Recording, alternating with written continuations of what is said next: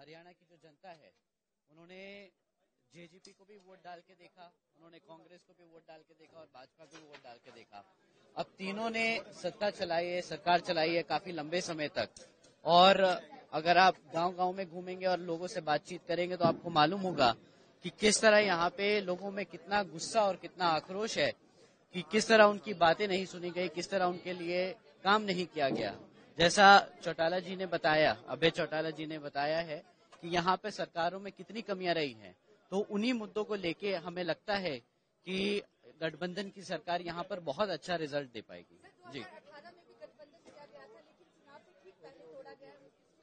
देखिए, जैसे आपको पहले बताया था, नहीं देखिए बिल्कुल पहले आपको जैसे बताया था कि जो गठबंधन जाता है वो दो फैमिलीज का एक रिश्ता होता है, दो राजनीतिक दलों का एक रिश्ता होता है।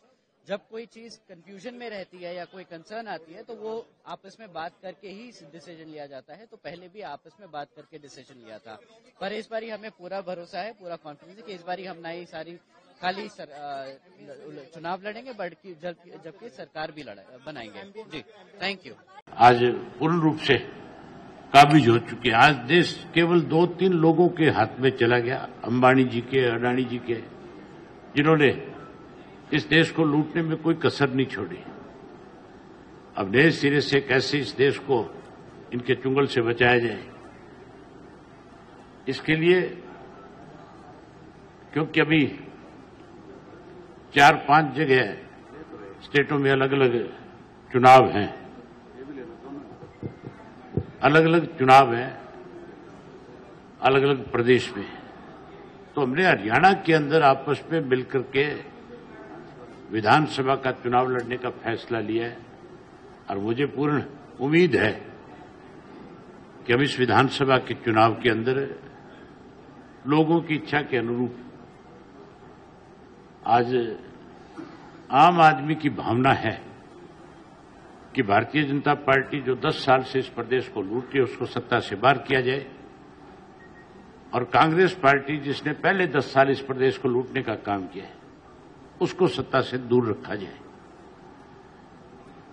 इसलिए